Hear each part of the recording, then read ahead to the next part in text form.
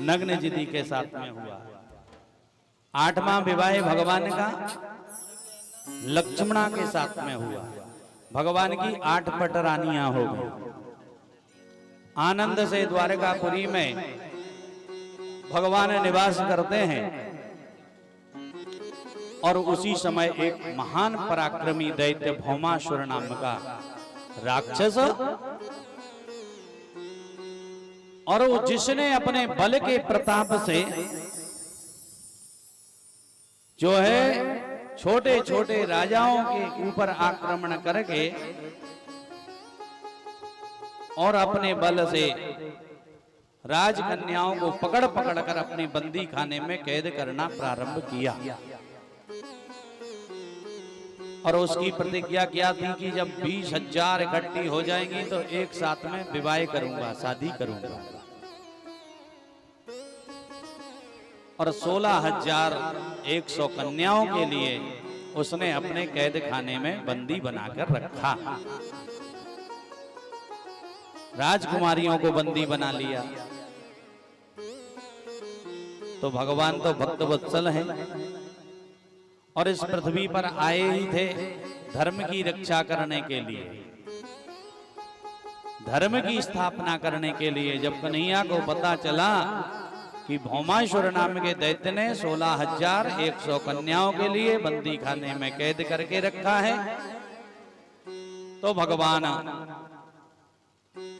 उस के पास में गए और उस भौमासुर नाम के दैत्य के साथ में युद्ध किया। और युद्ध में उस भौमासुर नाम के दैत्य का प्रभु ने वध कर दिया।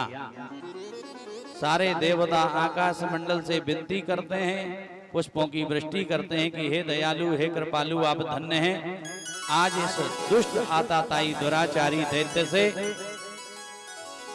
और सब मनुष्यों को विमुक्त कराया।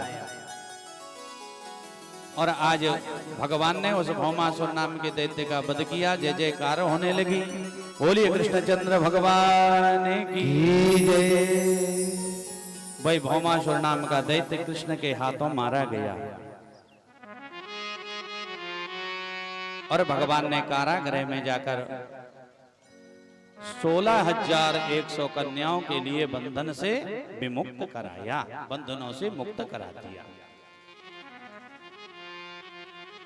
और जैसे ही राजकन्याएं उस कारागृह से बाहर निकली, उनकी ऐसी दुर्दशा हो गई, सारा शरीर जो है सूख गया। मेरे गोविंद के नेत्र सजल हो गए। सोचने लगे कि इन राजकुमारियों ने अब ये कहां जाएंगी। और भगवान ने उन राजकुमारियों से कहा कि आपने बहुत कष्ट पाया है, अब एक काम करिए, आप अपने अपने घर को वापस चली जाएं। राजकुमारियां बोली कि प्रभु अब हमारा कोई नहीं है। अरे हमारा विवाह है, हमारे साथ ना तो कोई शादी करेगा।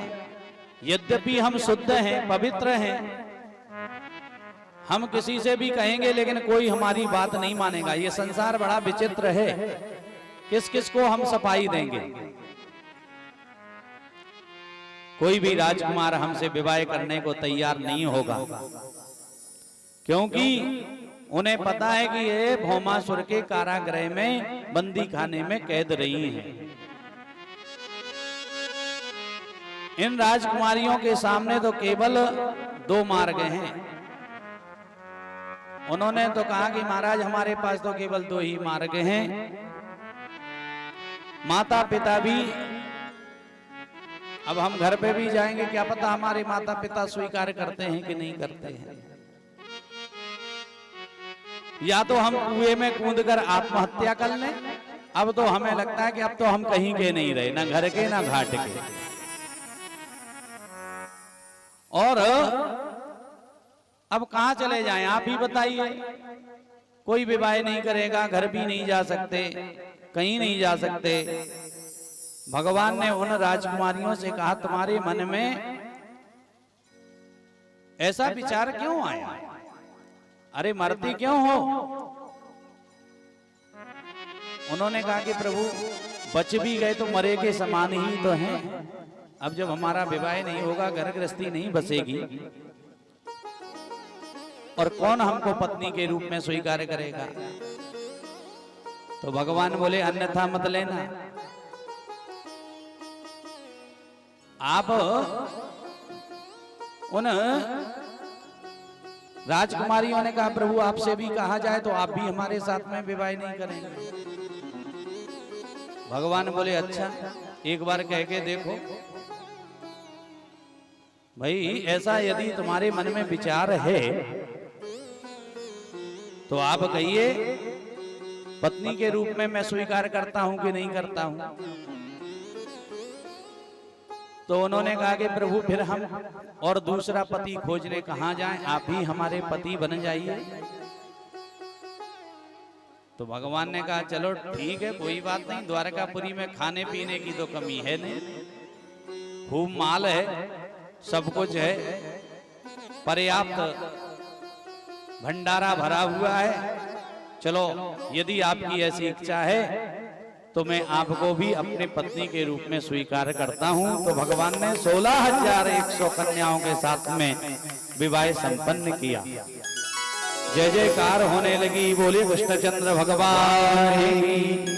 और अपने घर में 4-5 जने हों, वे ही लड़ते रहते हैं।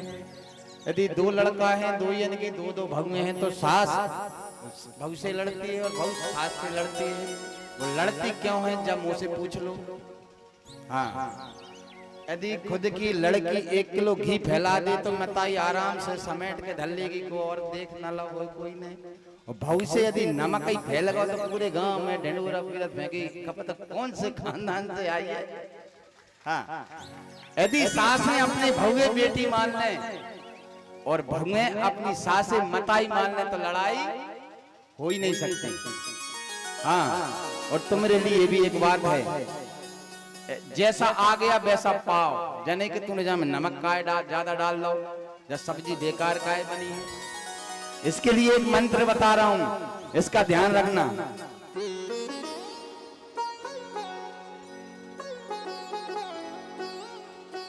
राम नाम की झोपड़ी और पापी के 10 गांव, आग लगे उस गांव में जहां नहीं राम का नाम। बजा दो अच्छी जोरदार ताली। और क्या कहना है?